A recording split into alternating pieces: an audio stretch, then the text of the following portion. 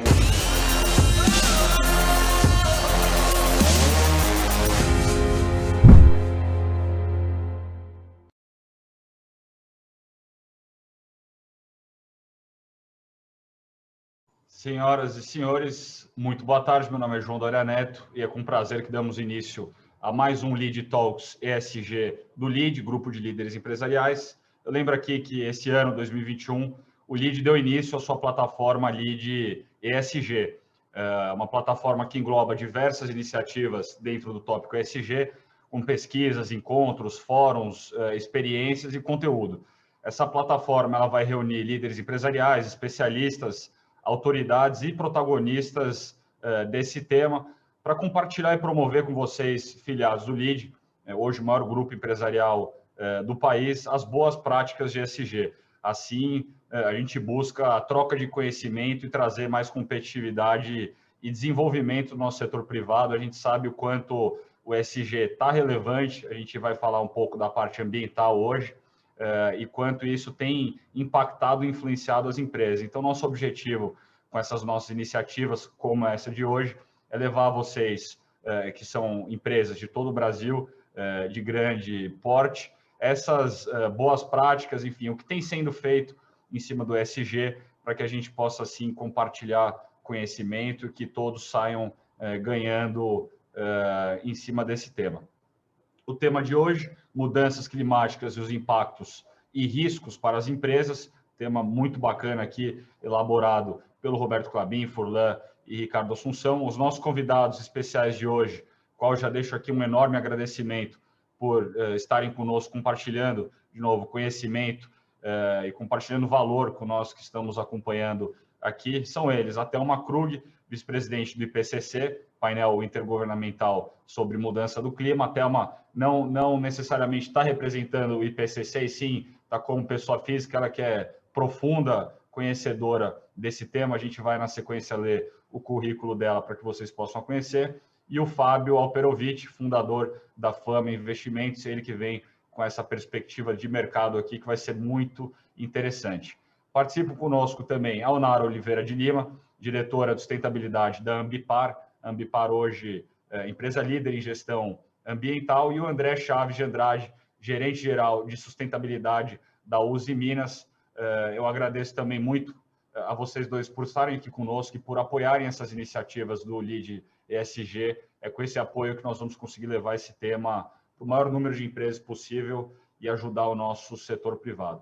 Estão conosco também, claro, o Luiz Fernando Furlan, chairman do LEAD, Roberto Klabin, presidente do LEAD Sustentabilidade e curador da plataforma LEAD ESG, e o Ricardo Assunção, CEO da Grape ESG e também curador convidado da plataforma LEAD ESG. Vou passar aqui rapidamente a nossa dinâmica para a gente já, na sequência, tocar com Furlan, Klabin e Ricardo.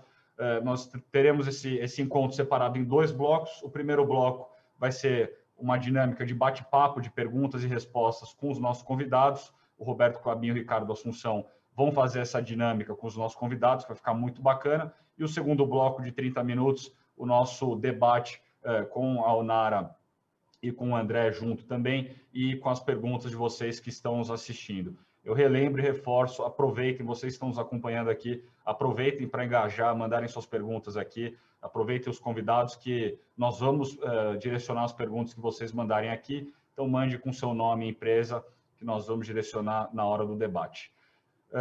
Já passei todos os recados que tinham que ser dados, então vamos agora às nossas saudações iniciais. Vou passar ao Luiz Fernando Furlan, chairman do LEAD, para a sua saudação. Na sequência, uma breve saudação do Roberto Klabin e do Ricardo Assunção. Furlan, boa tarde, a palavra é sua. Tá mudo. Deu, né?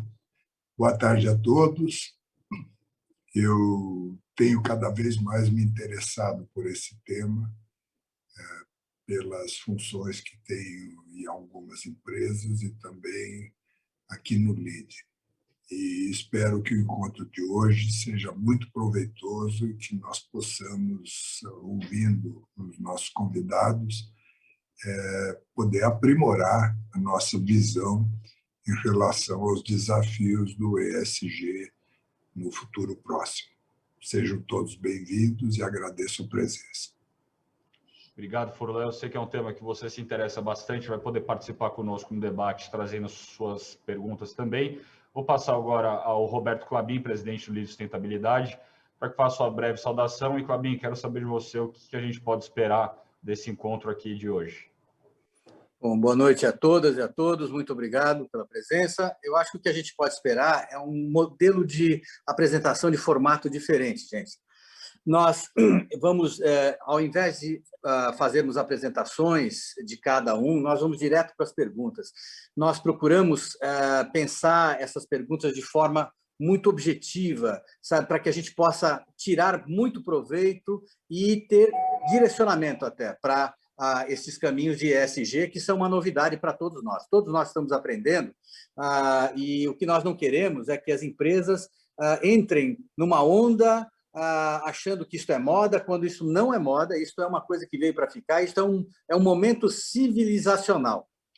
Isso que é o momento em que nós estamos vivendo. É uma passagem de etapa, nós estamos indo para cima.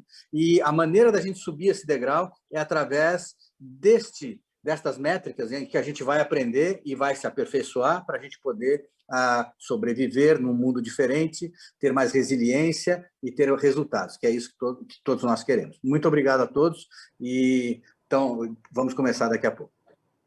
Obrigado, Roberto. Vou passar agora a palavra ao Ricardo Assunção. Ricardo é um curador convidado de todo esse tema de ESG que nós estamos trabalhando no LEAD. Ricardo, queria um pouquinho também da sua visão do que a gente pode esperar hoje e a sua breve saudação. Olá, Johnny. Primeiro, muito obrigado pelo convite de estar aqui com você, Johnny, Furlan e Klabin. Eu acho que o LEAD está saindo na frente, é uma iniciativa pioneira, criar essa base de conhecimento, essa sequência de lives sobre ESG, que é um assunto que a gente escuta falar muito, mas é um assunto novo para a maioria dos empresários. Então, quero saudar todos os convidados aqui, até a Onara, que estão hoje aqui representando muito bem a liderança das mulheres nessa construção de um futuro mais forte com impacto positivo, né? E dizer que eu, como CEO da Grape, fico muito satisfeito de ver um debate entre a ciência e os negócios, porque é justamente isso que nós fazemos no nosso dia a dia lá na empresa, que é ensinar as empresas como integrar a sustentabilidade nas suas estratégias para conseguir criar valor. E isso não acontece se a gente não tiver a ciência trazendo os fatos reais que precisam ser endereçados. Então, eu tenho certeza que a gente vai fazer um debate incrível aqui e vai ser um prazer participar não só dessa, mas das outras iniciativas com vocês. Show, Ricardo, obrigado. Bom, vamos lá então dar início aqui. Clabinho, vou passar você para ler o currículo do Fábio Alperovitch, na sequência o Ricardo, o currículo da Thelma, e de lá ele já toca com as perguntas, já tocamos aqui a nossa dinâmica. Clabinho, muito bom. Bola é sua. Bom, então, Fábio, estou muito feliz que o Fábio esteja nos prestigiando com a participação dele. Ele é formado em Administração de Empresas pela Fundação Getúlio Vargas São Paulo, com curso de extensão na Universidade de Berkeley e na Harvard Kennedy School. Iniciou a sua carreira na Procter & Gamble e fundou a Fama Investimentos em 1993, onde ele é responsável pela gestão do Fundo de Ações de Empresas Brasileiras, focado em companhias de alta qualidade e aderentes às boas práticas de ESG. No terceiro setor, ele dirige 3 ONGs e é conselheiro de outras 2 e foi membro do Conselho de Administração de diversas companhias de capital aberto. Obrigado, Clabin. Ricardo? Então, vamos lá. Vamos apresentar aqui a Thelma Krug. A Thelma é matemática e doutora em estatística espacial pela Universidade de Sheffield, na Inglaterra. A Thelma representou o Brasil nas negociações internacionais da Convenção Quadro das Nações Unidas, o UNFCCC, sobre mudanças do clima por mais de 15 anos. E, além disso, ela já desenvolveu projetos no Ministério da Ciência e Tecnologia, no Ministério do Meio Ambiente, ela presidiu a Força-Tarefa e Inventários Nacionais de Gases do Efeito Estufa, e, como o Johnny falou, a Thelma atualmente é a vice-chairman, vice-presidente do IPCC, que é justamente o órgão intergovernamental, o painel intergovernamental de mudanças climáticas da ONU, e hoje a Thelma está aqui também na capacidade física dela para tratar desse assunto que é importante não só para os cientistas, mas para a sociedade como um todo. Thelma, vamos começar então, vamos lá. Minha pergunta para você é o seguinte, no último ano, principalmente depois da pandemia, esse assunto de mudança climática tomou uma força muito grande. A gente escutou falar muito sobre o Acordo de Paris, sobre COP26, que vai acontecer esse ano em Glasgow, a Agenda Davos, todos eles trataram desse tema. Então, conta para a gente um pouquinho como esse assunto vai afetar ou já está afetando as empresas e os investidores. Thelma, você está no mudo. Tira do mundo. Beleza, já tirei. Obrigada, desculpe. Boa tarde a todos, né? Boa noite já. Eu contextualizo um pouco, né, Ricardo, porque esse Acordo de Paris, que é o último acordo climático que foi firmado em 2015, isso está debaixo da convenção que na verdade, foi implementada em 1994. Então, você tem vários anos aí de convenção funcionando. Por que o Acordo de Paris ele foi diferente? Porque, na verdade, antes se imputava muito aos países desenvolvidos, que são realmente os mais responsáveis pela mudança do clima, né? E no entendimento de que, na verdade, não adiantava você fragmentar a forma como você trata a questão da mudança do clima, né? Ou seja, apesar da grande contribuição ter sido dos países desenvolvidos, não podia se separar da contribuição dos países em desenvolvimento, considerando suas circunstâncias nacionais, a questão de financiamento e etc. Tá? Então, você entra dentro de um acordo climático de uma maneira diferenciada de tudo aquilo que tinha havido antes. E o acordo, ele entra... o acordo na Convenção do Clima é um acordo político, certo? Ou seja, ele é embasado pela ciência que é desenvolvido pelo painel intergovernamental sobre mudança do clima, o IPCC, que, na verdade, só serve para, enfim, dar o estado da arte, da ciência da mudança do clima. Então, a gente já sabe hoje que a atividade humana, ou seja, a atividade antrópica, já contribuiu para 1 grau aproximadamente, né, Celsius, de aquecimento relativo aos níveis pré-industriais, né? Isso parece pouco, mas não é. Não é porque essa temperatura ela se distribui de forma diferente em diferentes regiões, impacta diferente, os riscos são diferentes, né? Então, toda essa parte científica ela é interessante porque ela é desenvolvida pelo IPCC. Então, você vê, no Acordo de Paris, um dos elementos que foram colocados era definir que você teria um aumento da temperatura média global até o final desse século e manter aí bem abaixo de 2 graus Celsius. A gente já está em 1, mais até do que 1, mas, então, até o final do século, bem abaixo de 2 graus Celsius e perseguindo chegar num grau Celsius e meio acima dos níveis pré-industriais. Ou seja, em suma, se você perseguisse 1,5 graus, você só teria meio grau até o final desse século de aquecimento, tá? Então, esses são dados que são objetivos. O IPCC fez um relatório, a pedido da convenção, para justamente fazer uma avaliação dos impactos desse 1,5. Que áreas que ele...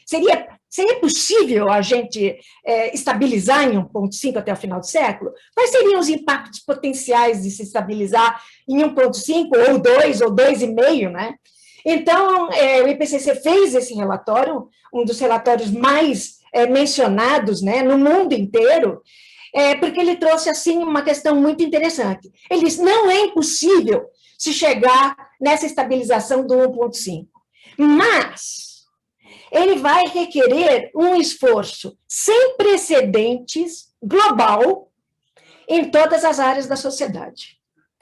Quando ele traz isso à tona e fala sem precedentes, e mais à frente, fala que não tem tempo para se esperar as ações de reduzir as emissões, que são as causadoras do aumento da temperatura, né, dos gases de efeito estufa, de que a gente tem que fazer essas ações de mitigação já, e que você teria que até 2050, todos os cenários que o IPCC avaliou na literatura, levava que você até ao redor de 2050 teria que reduzir a zero líquida as emissões de CO2.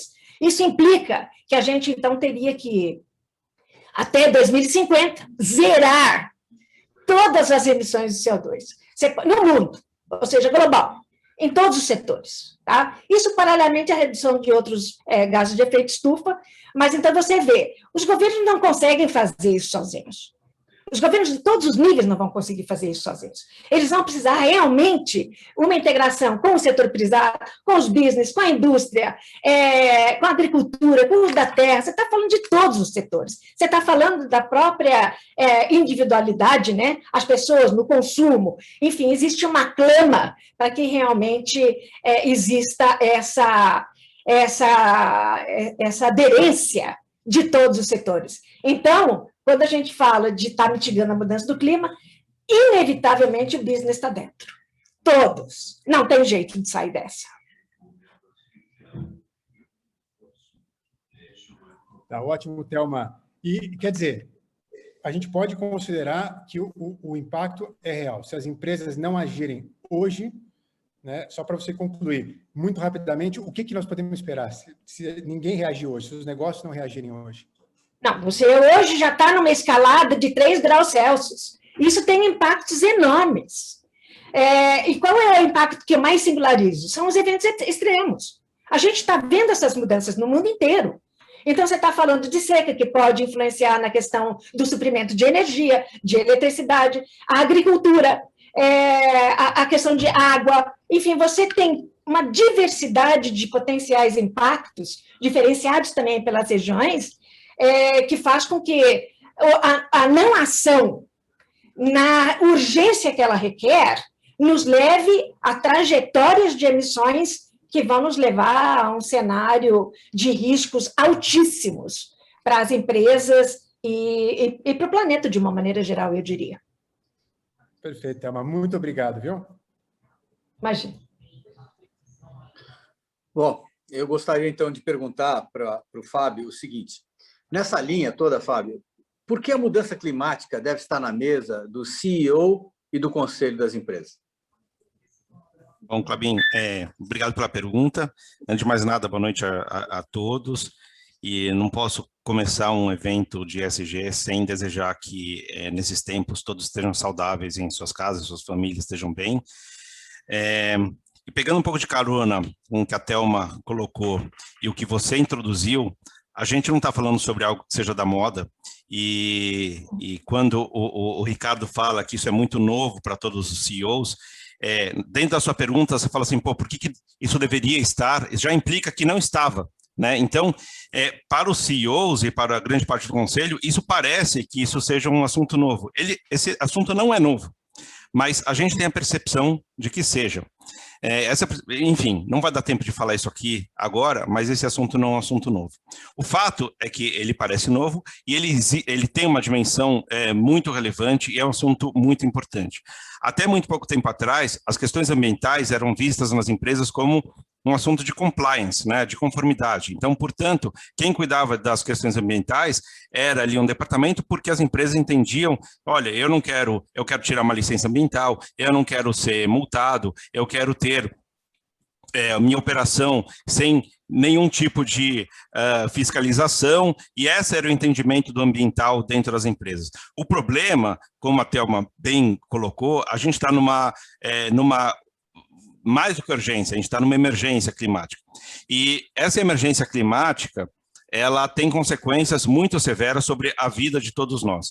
E quando essa questão foi colocada ali há 30 anos atrás, já era colocada de uma forma de emergência, ela não foi entendida pela sociedade civil da maneira que deveria ter sido. Ela foi entendida, falou assim, não, isso é uma questão do futuro, essa é uma questão do planeta ficar um pouco mais quente, e isso não foi entendido pelas pessoas como se fosse algo emergencial. O problema é que se passaram 30 anos e não dá mais tempo de reverter. Ou a gente age agora, ou não assim, se passar de 10 anos, não tem mais solução. A Thelma, que é a cientista, não sou eu, então estou entrando um pouco na seara dela, depois ela pode comentar um pouco no assunto, mas não tem mais solução. E como ela colocou, isso não é mais, deixou de ser um assunto de governo. Se a sociedade civil não agir e se as empresas não agirem, não tem mais solução. E quais são as consequências? As consequências são muitas. As consequências não são ambientais, as consequências são sociais. A gente vai ter que lidar com fome, a gente vai ter que lidar com guerra, vai ter que lidar com falta de água, a gente vai ter que lidar com problemas de refugiados, só para ter uma pequena amostra, né, do tamanho do problema que a gente pode ter. Todo o problema que teve de refugiados sírios entrando na Europa, que deu impacto em mercado de trabalho, deu impacto em xenofobia, deu impacto em islamofobia, enfim, série de impactos. Isso foi causado por 1 milhão de refugiados sírios a partir da guerra civil síria. Os refugiados do clima podem ser 150 milhões. Né? Aonde vai colocar toda essa gente? É muito complicado, e a gente tem 10 anos para agir.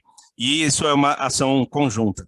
Isso sem contar, quer dizer, todo esse panorama que a gente está vivendo nesse momento de Covid, etc., a quantidade de vírus que tem no permafrost, né, no Ártico, também, de novo, sem querer ser cientista, o derretimento dos polos libera uma quantidade de vírus enormes. Então, a gente está falando de saúde pública também, enfim.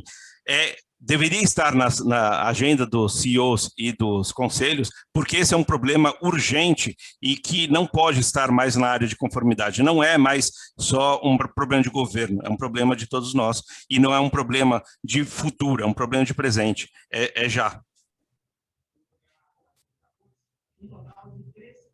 Perfeito, Fábio. Thelma, eu queria te perguntar o seguinte, sendo bem prático assim, uma empresa que não consegue reduzir as suas emissões, como é que ela pode compensar? Como é que funciona essa situação hoje em dia, dessa compensação toda de gás de efeito estufa nas empresas? O que elas podem fazer? Então, Clabin, essa pergunta é interessante. Eu acho que a ideia, a gente vê muito falar de mercado de carbono, né? Ou seja, umas transações entre empresas. Governos também colocam esses cap and trade, que dá para você transacionar unidades de redução de emissões, por exemplo, né? Isso surgiu já lá no protocolo de Kyoto, lá em 1997, quando, na verdade, surgiu o mecanismo de desenvolvimento limpo, onde os países desenvolvidos eles tinham metas quantitativas de redução de emissões. E aí eles falaram, pô, isso não der para eu fazer. Aí geraram que falaram, não, então você pode fazer o seguinte, ó, uma das maneiras que você pode fazer é fazer projetos em países em desenvolvimento, e aí tudo que eles reduzirem de emissões lá, você compra e abate das suas emissões. Foi aí que surgiu a palavra do offset, tá? Então, isso, de uma forma, ele é interessante, porque ele ajudou, eu acredito que tem ajudado bastante, tivemos projetos maravilhosos em países em desenvolvimento, mas que, na verdade, hoje, dentro da situação atual, ela é uma situação mais complexa, porque você tem que ter um esforço de todo mundo, de reduzir a emissão, não é ficar trading, né? Mas vamos levar o caso para as questões das indústrias, das empresas. A empresa não pode. Tudo bem, ela pode fazer uma avaliação de onde dá para cortar, e aonde não der para ela cortar, ela fala, bom, então eu posso, enfim, pegar uma redução de emissão que existe em algum setor, e existem áreas que já vão colocando, né, os mercados voluntários, você tem onde achar esses créditos disponíveis. E aí a empresa pode dizer, então, aquilo que eu não consegui zerar, ou eu não consegui reduzir, o zerar eu estou me referindo à minha resposta anterior, lá para 2050. Então, eu vou fazer o seguinte, eu compro aí esses créditos de redução e falo, olha, comprei e minha empresa, então, está aqui neutralizada. Neutralizei as emissões da minha empresa, com ações próprias ou com ações dentro do mercado de comercialização. Isso não é de todo vil, né? Sobre a questão de ser ruim, de todo. A única questão que eu vejo, Roberto Clabin, é o seguinte, por exemplo, pessoal das empresas de aviação, fala, olha, então você está emitindo X de CO2 durante essa sua viagem, e nós vamos plantar tantas árvores para compensar suas emissões. É algo mais ou menos desse raciocínio, tá? Poxa vida, vou falar para você, se todas as empresas tivessem plantado o que prometeram plantar por passageiro, olha, esse planeta hoje está no verde total, você entendeu? Então, essas coisas me preocupam. A empresa dizer que ela neutraliza através da pessoa, a pessoa se sente bem pra caramba, né? Paguei aqui minhas emissões, legal, e na verdade isso não funciona. Então, você tem reduções de emissões em todos os setores. No setor de energia, no setor de resíduos, na agricultura, no uso da terra, você tem um monte. A minha preocupação, e é a coisa que mais está surgindo no mercado, é você comprar essas reduções de emissões na natureza, como eles dizem, soluções baseadas na natureza, né? Que na verdade seriam você reflorestar, ou você recompor, restaurar uma área, e aí toda a redução de emissões naquela área dá um offset das suas emissões. Você compra aquilo, paga por aquilo. A minha preocupação é o seguinte, esse pagamento, essas emissões suas, da sua empresa, elas não são emitidas no ano e somem do planeta. O CO2, ele tem uma parte dele que fica por mais de 1000 anos na atmosfera.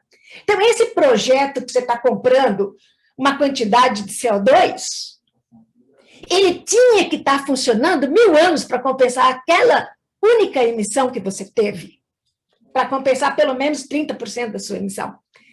Certo? Então, quem me garante hoje, se eu considerar eventos extremos, os secas, a questão de incêndios florestais, isso me traz uma preocupação, porque eu acho que você, dentro da linguagem de negociação, a gente fala de ter integridade ambiental.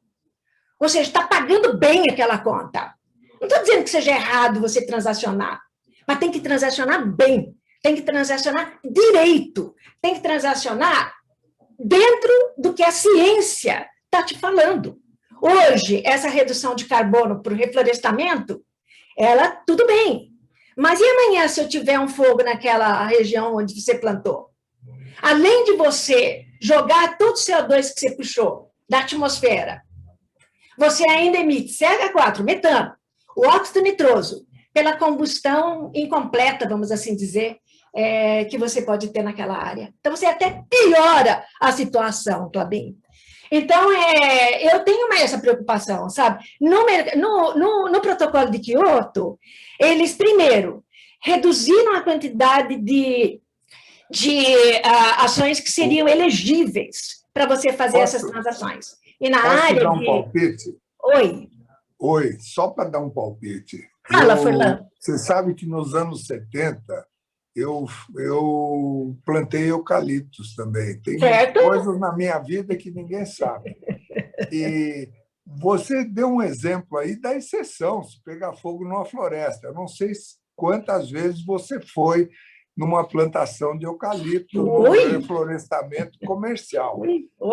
Os cuidados que são tomados hoje são extraordinários. O distanciamento de aceros, as cabines elevadas, a monitoração, câmeras e tudo. A agricultura brasileira, e eu considero o florestamento e o reflorestamento parte do agrobusiness brasileiro, né? Está muito adiantado, mas muito adiantado. Então, concordo, eu assim, do meu lado, acho que você diz, um avião pode cair, pode morrer gente. Tá bom, um avião pode cair, mas tem 50 mil voos diários que não cai o avião. Então, o reflorestamento eu colocaria nesse ponto também, se me permite. Eu permito, sim, Furlan, conheço bastante, conheço exatamente como é que funciona. Eu só quero reforçar um ponto, Furlan, que é isso, aquele reflorestamento que gerou aquela redução, ele teria que ficar ali, pelo menos 30% dele, por mais de 1000 anos. Aquele. Então, é isso que eu estou falando para você. A ciência me fala do tempo de vida do CO2 que a empresa está emitindo e quanto tempo ela vai ficar lá. Aquela única emissão. Tá? E aquela reflorestamento vai ter que estar lá, uma parte dele, por 1000 anos. Minimamente, Furlan, 30% a 40% daquele reflorestamento tem que ficar por 30 a 40 anos. Os 40% daquele reflorestamento a mais, por 70, 100 anos. E o restante, mais de 1000 anos. Então, é isso que eu falo, é um pouco de cuidado que a gente tem que ter, porque não necessariamente esse reflorestamento, mesmo que ele não pegue fogo, ele durar 1000 anos, sem que você corte. Porque se você cortar, você já soltou aquela captura de CO2 para a atmosfera de novo. Então, eu acho que é esse o ponto que eu gostaria de levantar. Não critico o reflorestamento, eu critico a forma. Tanto é, Furlan, que reflorestamento no protocolo de Kyoto, ele deu crédito temporário. Créditos temporários. Roberto e eu estudamos no INSEAD, na mesma turma, de 1991. E nós andávamos, depois do almoço, na floresta de Fontainebleau. E eu arriscaria dizer que aquela floresta não é original como 90 e tantos % das florestas da Europa. Concordo. E em grande parte dos Estados Unidos também. Certo. Então, por outro lado, eu fui lá onde tem aquelas árvores centenárias, como é o nome lá nos Estados Unidos. Mas árvore milenar só petrificada eu vi até hoje. Sequoia. Então, só vou finalizar com 30 segundos, posso? 15 segundos. Quer dizer, o que a ciência fala de preocupação com a parte florestal? A questão da não permanência, essa é típica, porque as florestas são muito vulneráveis, então a ciência fala isso. E a segunda é a questão do líquido, ou seja, você reduz de um lado, mas aumenta de outro.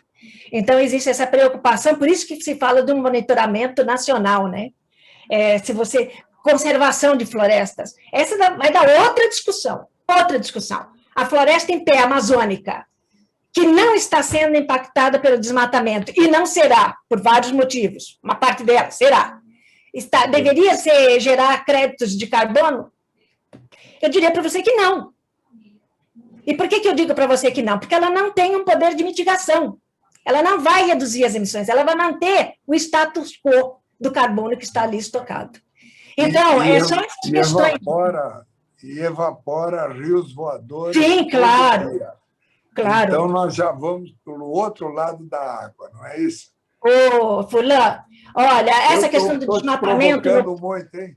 Não, eu gosto. Furlan, por que você acha que eu fui negociadora por mais de 15 anos pelo Brasil nessa área? Você entendeu? Vou parar por aqui. Pronto. Não, é só porque a gente tem algumas perguntas ainda para fazer, E bom. daqui a 5 minutinhos a gente já vai para esse nosso bloco de debate, que a gente vai ter mais tempo para poder conversar aqui. Só quero lembrar a vocês que estão nos assistindo, a gente já está recebendo algumas perguntas aqui, continue mandando que no começo, no nosso bloco de debate, nós vamos direcionar as perguntas aqui, mande com o seu nome, empresa, e se possível, o mais objetivo possível para a gente caber tudo no pouco tempo que a gente tem. Eu volto com a pergunta agora, é Klabin ou Ricardo? Agora eu me perdi aqui na nossa dinâmica. Ricardo, faz agora. Fábio, me chamou muito a atenção quando você fala que os refugiados do clima serão 150 milhões, e obviamente nós não temos onde colocar essa turma, o que me faz crer que, e é o que eu digo e que eu sei que você também fala, impactos ambientais e impactos sociais caminham juntos, quer dizer, o E e o S estão de mão dada o tempo todo, um não vive sem o outro. Mas, Fábio, deixa eu te perguntar uma coisa. Existe, de fato, um impacto financeiro hoje nas empresas, ou isso ainda é uma preocupação mais conceitual, mais filosófica, e não está afetando, nesse momento, a capacidade das empresas financeiramente? Bom, acho que por séculos, né, as empresas entenderam que recursos naturais eram inesgotáveis, né? Então, elas nunca tiveram cuidado com recursos naturais. É como se as empresas pensavam o seguinte: olha, eu posso gastar terra, ar, água, o quanto eu quiser, porque eles são inesgotáveis, são infinitos, eles são abundantes. Então, eu preciso ter preocupação com outras matérias-primas. Eu vou tentar otimizar o uso de várias matérias-primas, mas não essas, porque a área é abundante, eu não preciso pagar por ele, a água é abundante, posso poluir quanto quiser, porque isso não custa.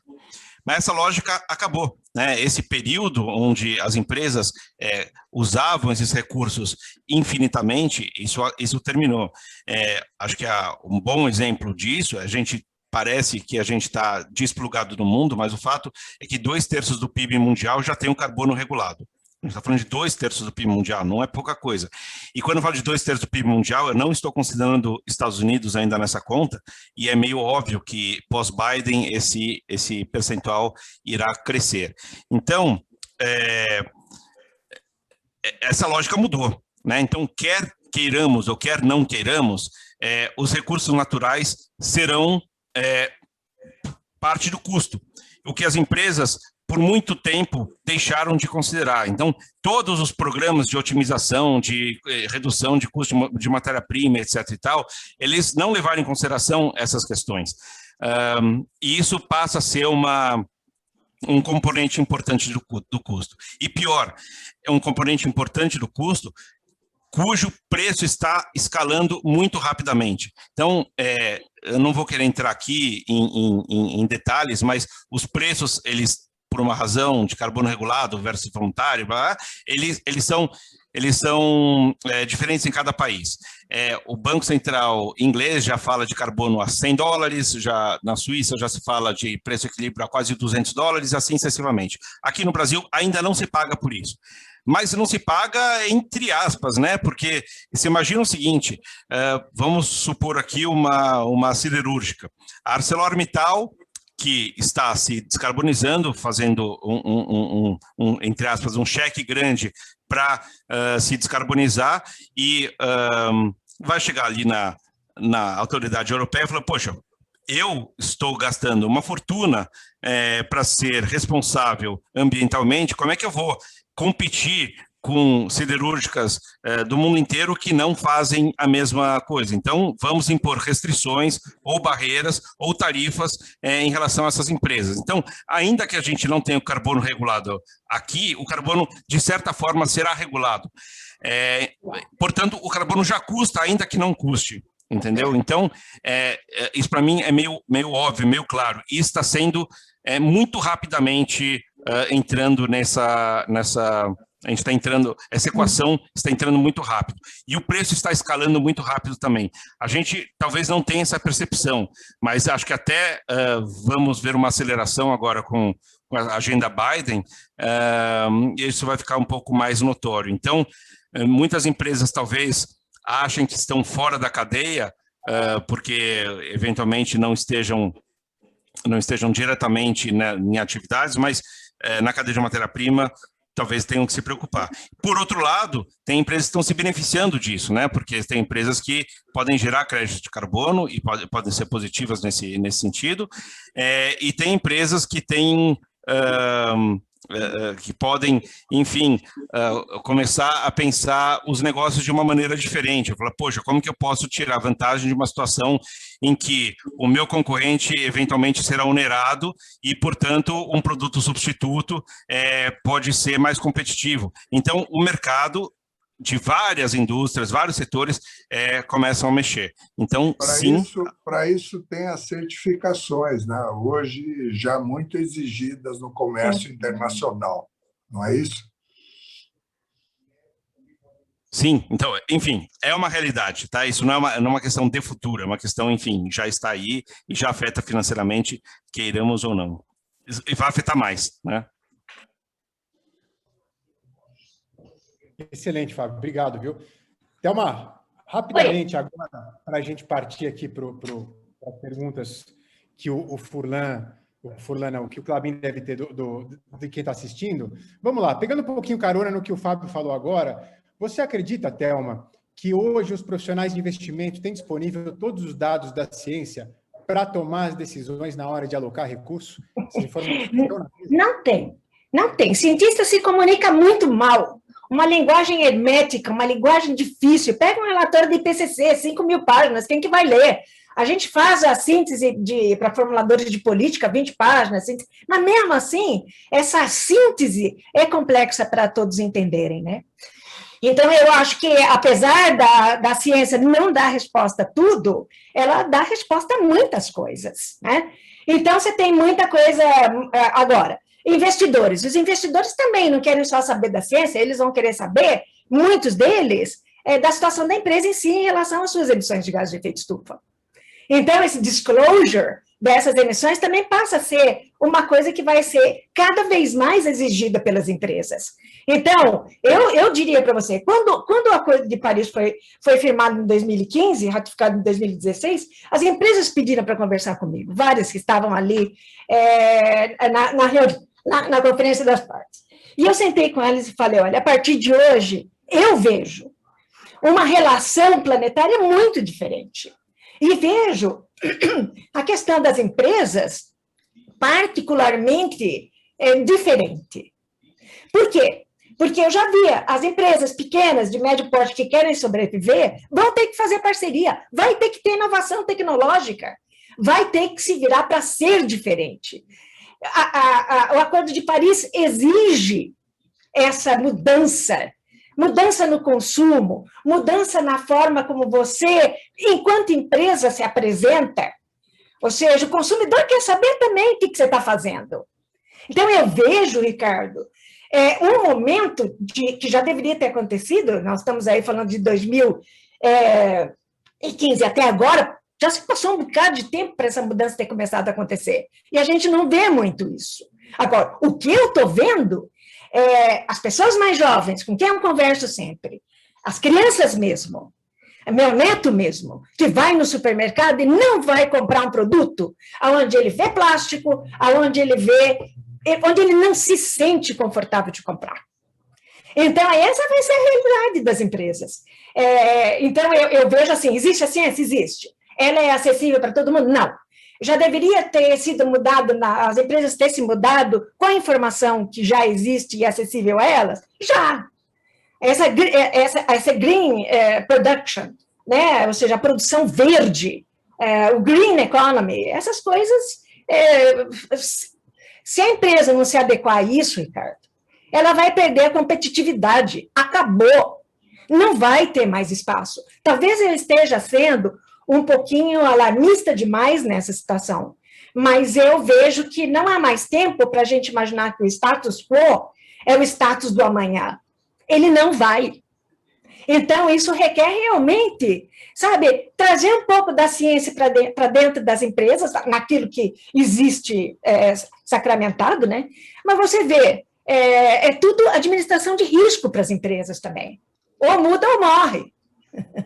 As grandes empresas talvez sobrevivam mais, porque elas têm mais condição financeira de mudar, e por isso que eu falo que as parcerias, e quando eu falo parceria, não é parceria só entre as empresas, é parceria com o pessoal da ciência, com a academia, com o pessoal de pesquisa, inovação tecnológica.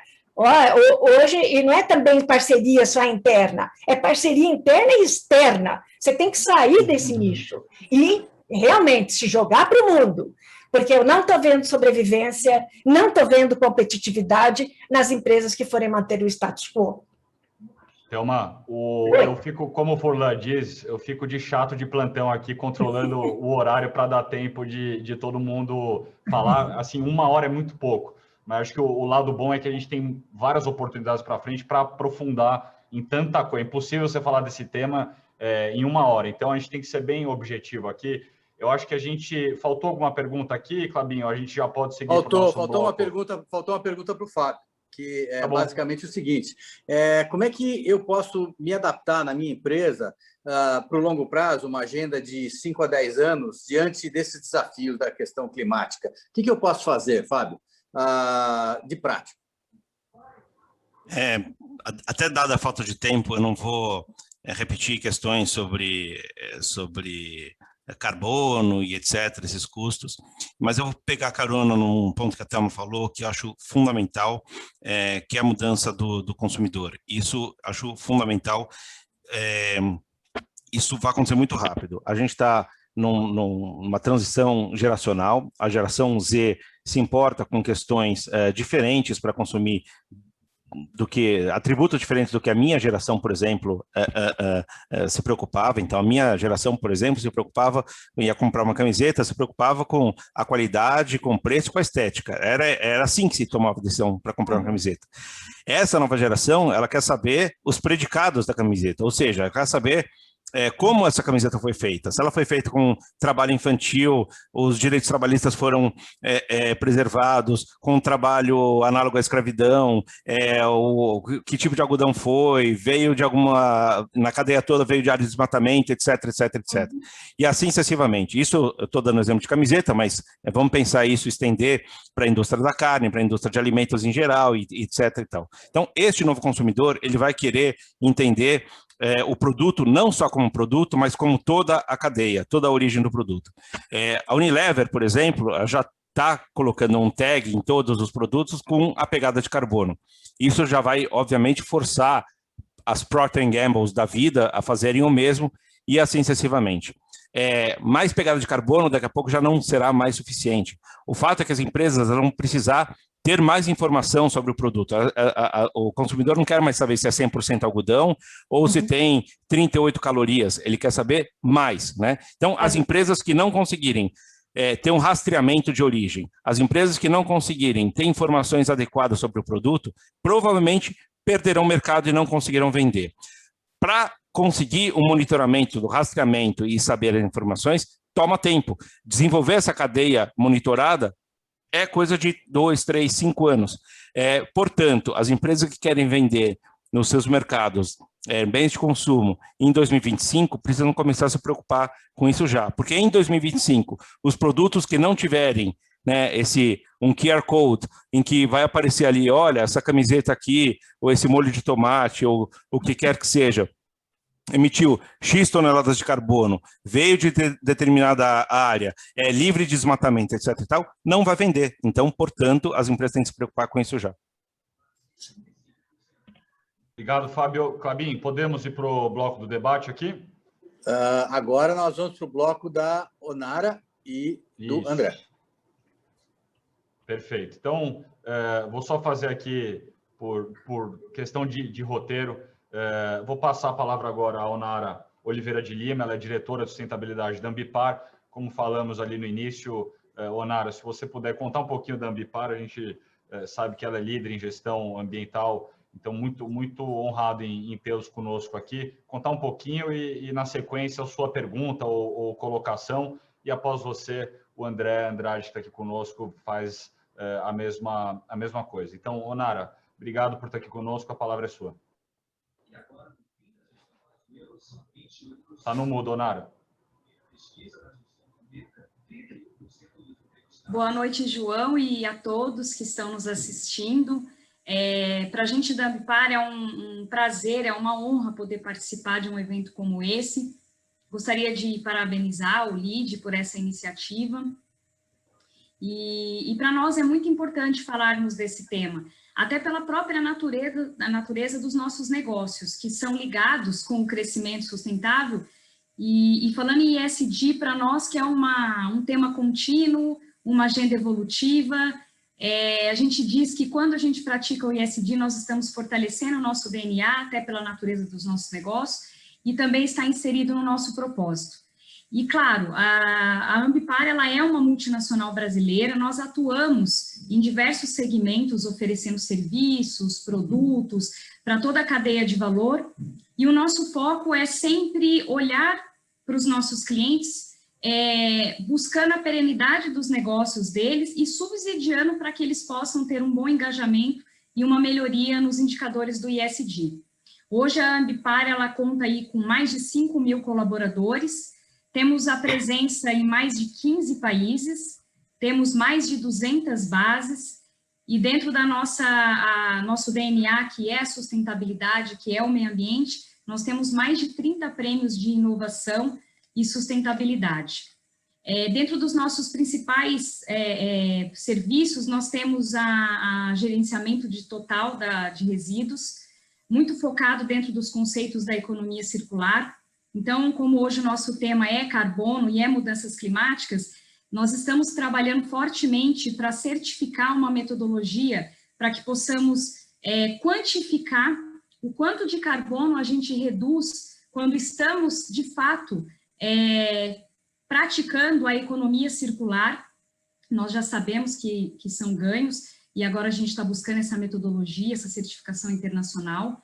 E também nós trabalhamos aí na vertente de atendimento a emergências, onde a gente faz principalmente a prevenção de acidentes, treinamentos e resposta a emergências, pensando em mitigar e minimizar qualquer risco que, eventualmente, um acidente ou qualquer situação possa vir a trazer aí um risco e uma exposição socioambiental.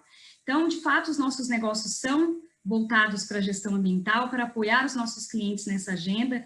Então, o debate hoje ele vai muito de encontro com aquilo que a gente acredita e que a gente pratica.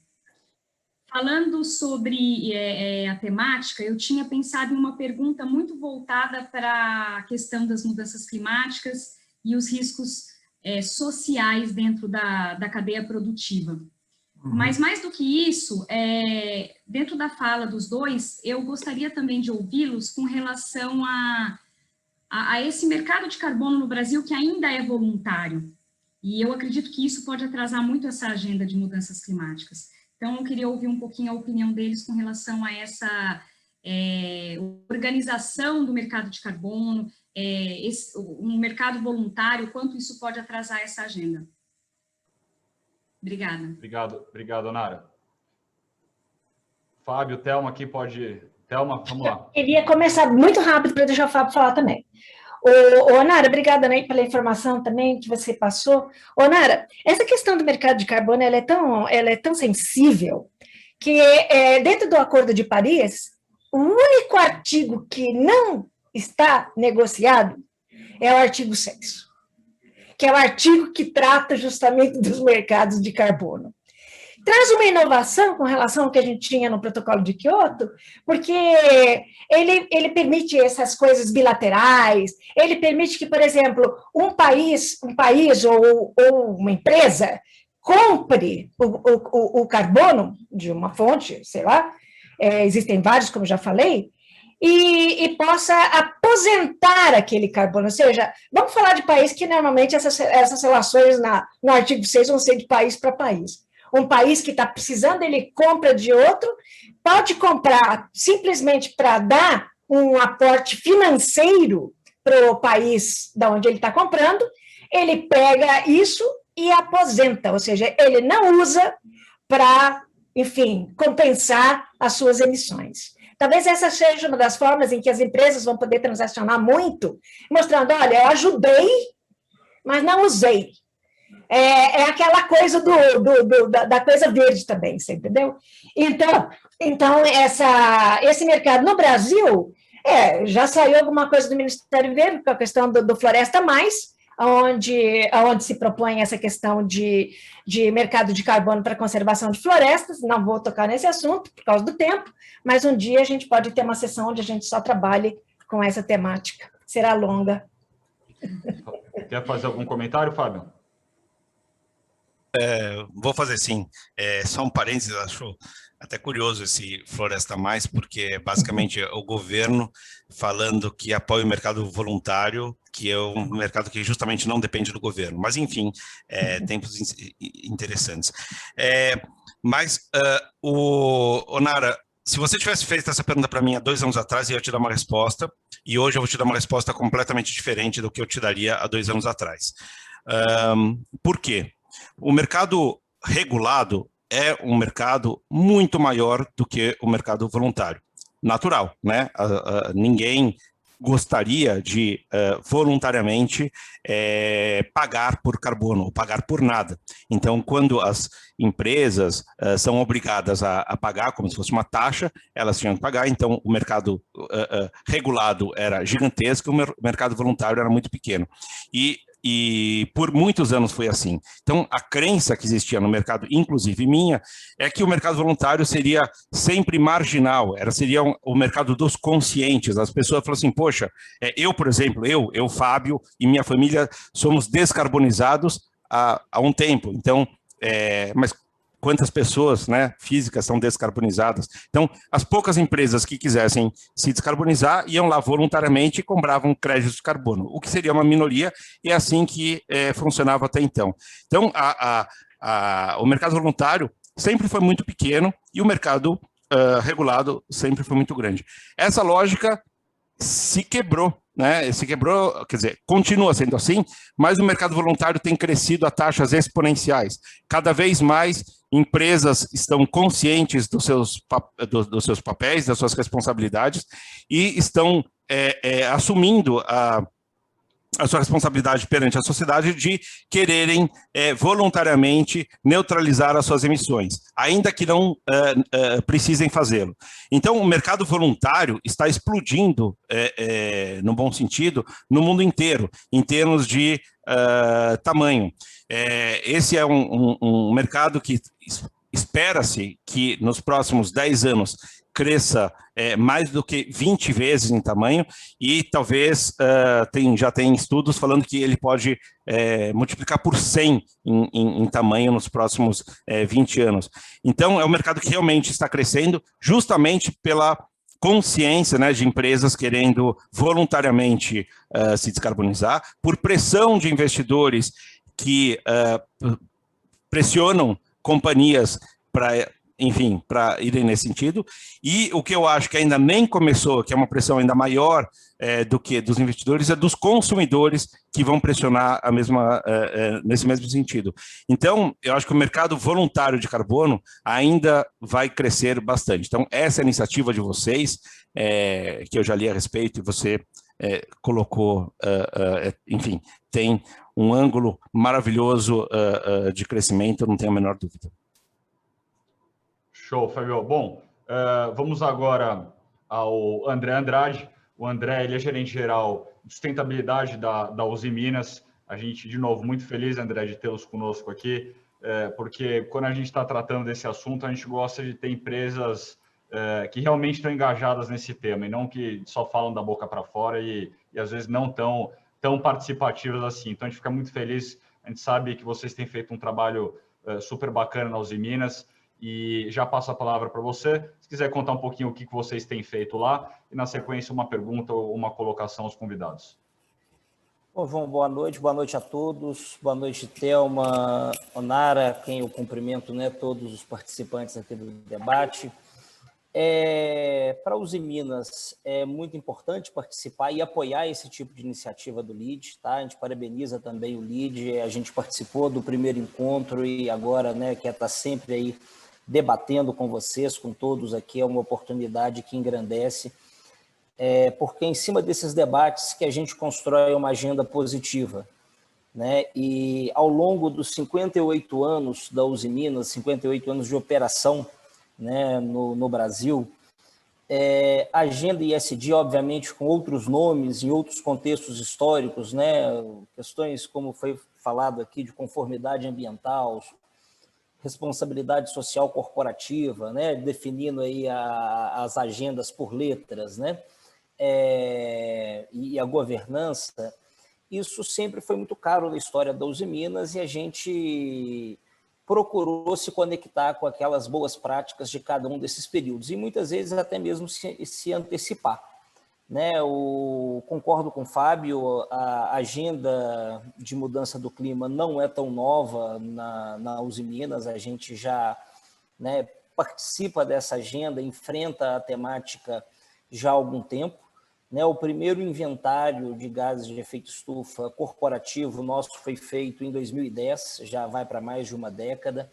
Desde então, a gente tem concentrado nossos esforços na eficiência energética, tá? E procurando ainda sem, né, até o momento, sem assumir uma meta quantitativa, mas já fizemos algumas reduções, né, porque isso também faz parte da lucratividade e da eficiência do negócio.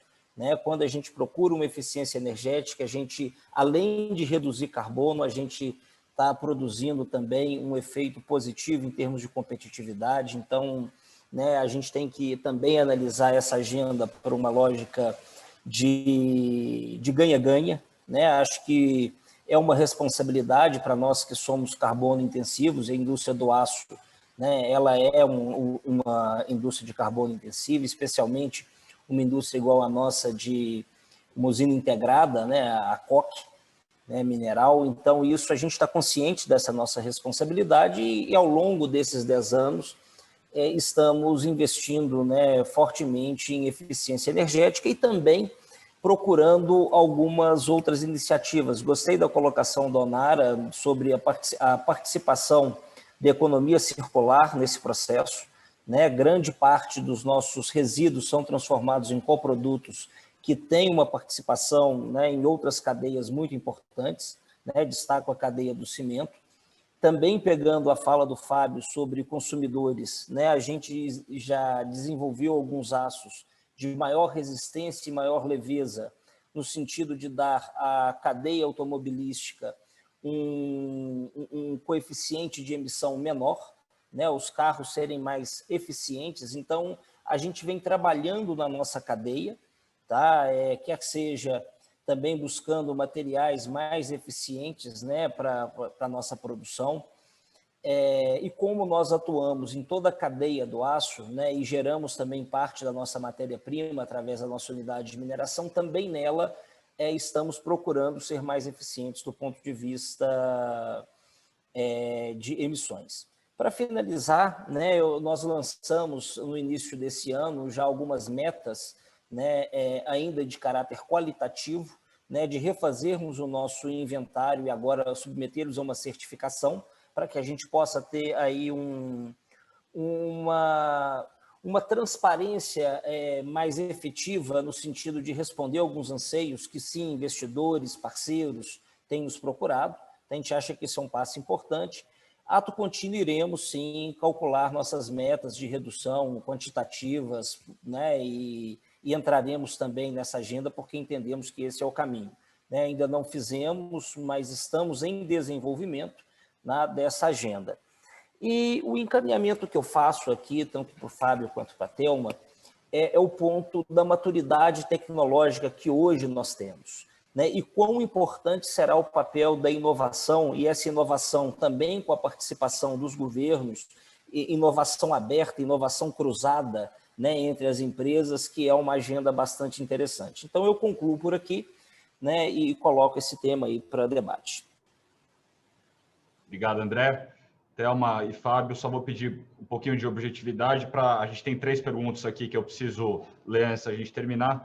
Já deixo aí aberto a quem quiser comentar em cima do... Então, eu vou falar 10 segundos. A inovação é fundamental.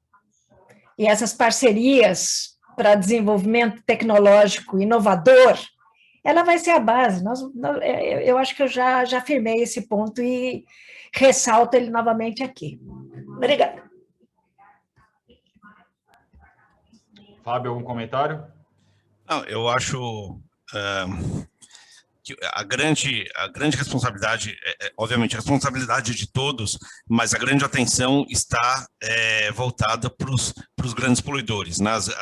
As indústrias óleo e gás, siderúrgica, mineração e etc., que vão receber a maior carga de cobrança, sem dúvida nenhuma.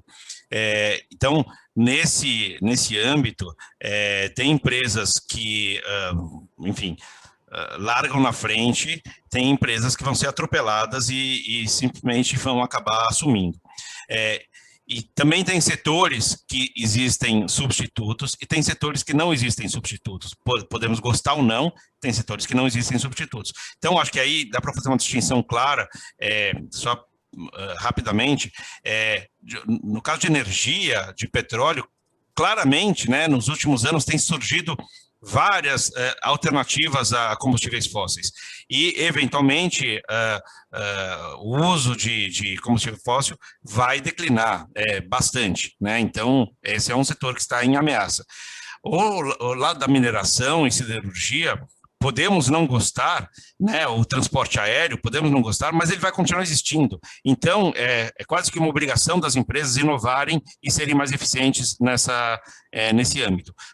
Claro que economia circular deve ser incentivada, e isso leva a menor necessidade de mineração, mas, enfim, processos inovadores, isso é claro. E para as empresas que não fizerem isso, muito provavelmente vão ficar pelo caminho. Ótimo. Roberto e Ricardo, vamos agora às perguntas que eu recebi aqui. Foram bastante perguntas, mas a maioria já foram respondidas. Eu estou vendo a Onara com a mão levantada. Você quer fazer algum comentário, Onara? Rapidamente, João, é que vocês entraram na temática de inovação e eu não poderia deixar passar de sinalizar que na Ambipar nós temos um setor próprio de pesquisa, desenvolvimento e inovação. Há mais de 10 anos a gente atua, então esses projetos que são feitos para os nossos clientes, eles são muito personalizados e a gente traz para o nosso setor de pesquisa e desenvolvimento para levar a solução dentro do processo desses clientes. Então, é muito bom ouvir isso, porque aqui na Ambipar a gente sempre acreditou e a gente sempre investe muito forte nessa nossa área de pesquisa e desenvolvimento, que ela é interna e a gente acredita muito que esse é o futuro, não tem como ser diferente disso. Obrigada. Verdade. Obrigado, Onara. Das perguntas que a gente recebeu aqui, eu peguei 3, porque as outras já foram respondidas aqui, e eu vou direcionar 2 ao Fábio e uma à Thelma aqui. São 2 que são mais voltadas aqui a mercado e depois uma um pouquinho maiorzinha para a Thelma responder. Fábio, eu vou tentar colocar as 2 aqui de forma bem objetiva. Se te escapar, você me avisa que eu repito aqui. A primeira é do Miguel Pompeia, do Instituto Ecofaxina.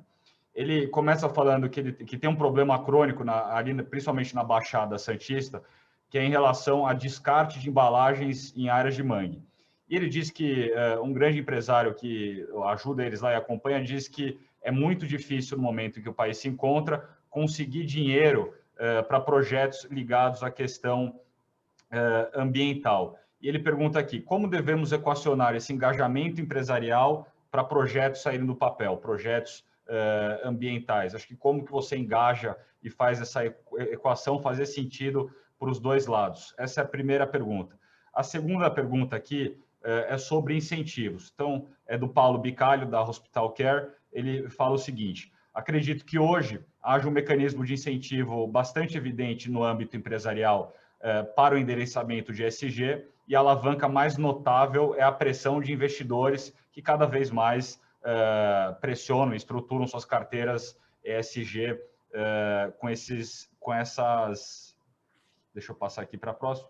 Com esses pontos, o maior desafio é como levar um mecanismo de incentivo ao nível cidadão, capaz de mudar o comportamento de população. Como fazer isso? Então, a primeira pergunta, como equacionar o apoio empresarial e o dinheiro, o subsídio para esses projetos? E a segunda pergunta, como você cria incentivo para esse cidadão mudar seu comportamento nesse tema?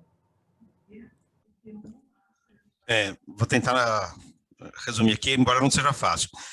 Acho que a gente está num país em que a gente debate pouco o meio ambiente, né? Até então, o meio ambiente era um assunto de segundo plano, infelizmente. Ciência era pouco respeitada, infelizmente também.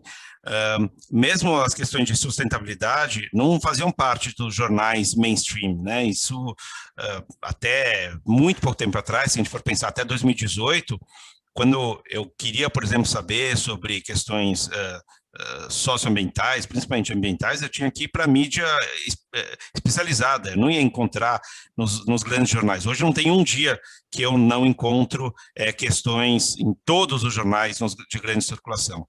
Então, acho que a gente está no meio de um processo em que esses temas estão ficando um pouco mais evidentes. Como a gente falou já no começo, esse tema também foi para a agenda do CEO, foi para a agenda do Conselho.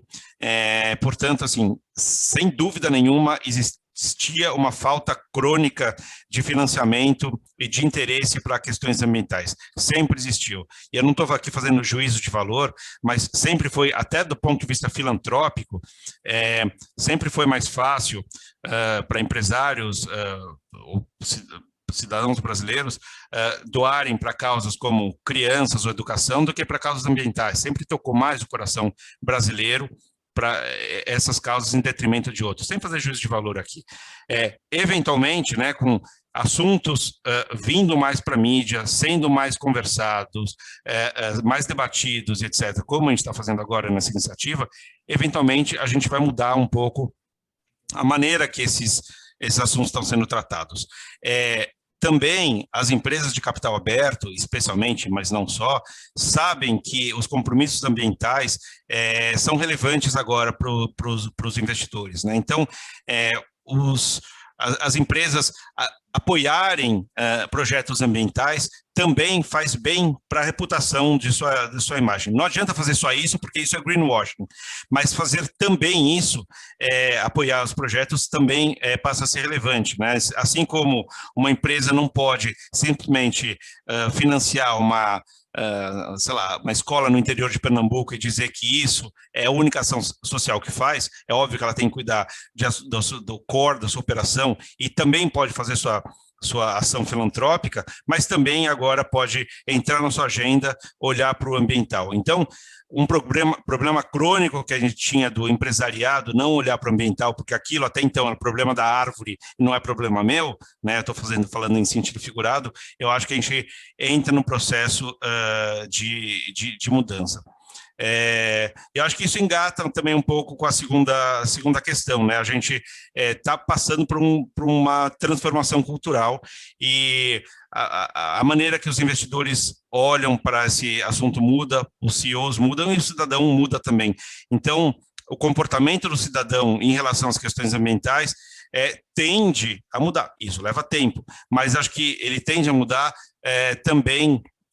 Primeiro, ele precisa entender, né? Quando a gente fala sobre aquecimento global, é tão distante para ele essa relação de causa e efeito, ele não entende o que a atitude que ele está tomando aqui significa no impacto, não vai entender. A gente precisa falar mais sobre isso, precisa falar mais e mais e mais, e alguma hora a gente vai colher esse fruto. Esse tema não pode ser colocado enfim, ele tem que sair da mesa do cientista, né, e ir para a mesa do povo, né? Então ele tem que ir para o mainstream. Enquanto ficar no relatório de 500 ou 5.000 páginas, vai ter 5 pessoas lendo. Ele precisa, enfim, ir para a novela das 8, ele precisa ir para a propaganda, ele precisa ir para o debate, e aí a gente vai mudar de comportamento. Não vai ser hoje, mas ele precisa ser hoje. Ótimo, Fábio. Obrigado, acho que foi muito claro. E eu termino com essa última pergunta que eu deixei para a Thelma, porque entra um pouco na linha do país maravilhoso que a gente vive, que a gente tem que cuidar muito, e ele tem um potencial gigante. Quem pergunta é a Denise Maranhão, da Shell, ela diz o seguinte: como os painelistas veem a vantagem competitiva do Brasil com as soluções climáticas baseadas na natureza, com um potencial incrível de geração de créditos de carbono para o mundo, monetizando suas florestas. Acho que a gente já falou um pouquinho de créditos de carbono, mas acho que um pouco desse potencial verde que o Brasil tem, Thelma, eu queria que você comentasse nessa pergunta. Thelma, antes que você responda, eu queria me despedir de vocês, porque o meu neto me espera. Tá bom. Uma boa razão. Beijo, Furlan. Um abraço a todos. Um abraço, Thelma, Furlan. então você vai encerrar nosso encontro aqui com essa resposta. Na sequência, eu já passo para o Klabin fazer nosso encerramento aqui. Então, Thelma, é com você. Não, então, na verdade, faz parte de um portfólio, as Nature-Based Solutions, como estão sendo chamados, né? E que, na verdade, muita gente não sabe nem o que é. E vou dizer porque esse termo ele acabou pegando, mas era como se fosse o Ecosystem-Based Approach, que, na verdade, dentro da Convenção da Biodiversidade é como o pessoal se refere. De repente, caiu uma questão de Nature-Based Solutions, que ninguém sabe o que é, mas olha o lugar de Solutions e acha que é solução. E isso é misleading. Na minha opinião, isso não deveria ser colocado dessa forma. Deveria ser colocado como Nature-Based Options, Nature-Based Alternatives, o que você quiser. Mas chamar de solução, principalmente pegando o seu gancho de que a gente não consegue fazer com que a ciência chegue no ser comum, a hora que você olha, qualquer pessoa olha, não, mas isso aqui é uma solução. E não vai entender que atrás dessa potencial solução ou opção, você tem 1000 coisas para você pensar. Algumas das quais eu já tratei. Então, o que eu vejo é o seguinte, hoje, um enorme enfoque em Nature-Based Solutions, como se ele fosse a solução para a questão climática, e não será. E não será. Eu acho que a gente tem que separar que o problema da mudança do clima é de energia, é combustível fóssil, 75%. Então, enquanto a gente não tratar isso e quiser tratar a questão com uma solução nature-based, essa solução que é nature-based, ela não aguenta. Ela não vai aguentar o aumento de temperatura, ela não vai aguentar os eventos extremos, ela não vai realmente ser solução. Então, é só uma questão. Ela tem potencial? Claro que tem potencial. Você está falando de recuperação de áreas degradadas, você está falando de recuperação de manguezais, você está falando de um conjunto enorme de possibilidades. Mas eu sempre entendo que terra é algo vulnerável. O que você faz na terra é vulnerável. Então, eu olharia com cuidado para isso como uma opção para você dizer, por exemplo, no setor petroleiro, petrolífero, que no fundo, deveria estar fazendo todo o possível para realmente reduzir suas emissões. Na verdade, o problema dessas empresas é o fato de que, enquanto houver demanda, vai existir produção. E não tem jeito. Eu já ouvi isso dos CEOs, né, de várias empresas. Enquanto tiver demanda, nós vamos continuar produzindo. E a questão de não zerar essas emissões fósseis vai gerar um conjunto de implicações, se a gente quiser ir na trilha de bem menos de 2 graus Celsius, que foi o início da minha fala, que serão complicadas. Vou falar só uma. Pessoal querendo reduzir o aumento da temperatura, ou a temperatura que nós vamos ter, se não controlarmos as emissões, é justamente fazer uma modificação da radiação solar. Estão pensando nisso, a tecnologia já está existindo. Ou seja, bloquear que você tenha parte da radiação atingindo a superfície terrestre. É aí que o pessoal está pensando. Ou seja, vou parar por aqui. Não, eu tenho que manter, eu tenho que ser o chato de plantão aqui. Perfeito. A gente estendeu aqui já um pouco o nosso tempo, e em respeito aos que estão nos assistindo e os que estão aqui na sala, eu preciso interromper aqui para a gente caminhar para o nosso final, lembrando que, de novo, nós teremos mais encontros ao longo do ano para a gente poder aprofundar, inclusive, se tudo der certo, nossos encontros híbridos ou presenciais, onde a gente tem mais tempo aí, um bloco maior de discussão para a gente poder aprofundar. Peço desculpa de antemão por ter cortado ou interrompido qualquer um de vocês, e queria agradecer, e muito, cada um. Thelma, muito obrigado. Fábio, André e Onara. André e Onara, obrigado por apoiarem a causa, acho muito importante. Também não posso deixar de lembrar da COSAN, que também é patrocinadora dessa plataforma e está muito engajada conosco, nos ajudando. Agradecer ao Ricardo Assunção, nosso curador dessa plataforma, e o Klabin, o Furlan, já foi, e a todos vocês que nos assistiram. Roberto, vou deixar para você dar uma saudação final aí em nome do Ricardo e de todos os outros, para a gente, assim, encerrar o nosso encontro de hoje. Obrigado, João. Bom, eu adorei o encontro, foi muito prático, objetivo, pena que a gente não teve mais tempo. E, para não ficar repetindo todas as coisas, eu penso assim, todo mundo fica fascinado quando vê aquelas imagens de Marte, né? Chegamos em Marte, a ciência nos levou a Marte, então que coisa maravilhosa. Pois eu gostaria de lançar uma campanha que diria o seguinte: eu não quero ir para Marte, eu quero resolver os problemas aqui. Nós temos que resolver os problemas na Terra, e nós não estamos resolvendo. As nossas prioridades são absolutamente erradas, e o ser humano realmente vai enfrentar problemas terríveis. Então, encontros como esse aqui, por mais assim a loucura que seja essa ideia, não quero ir para Marte, mas a realidade é essa: vamos ficar aqui, vamos resolver o problema.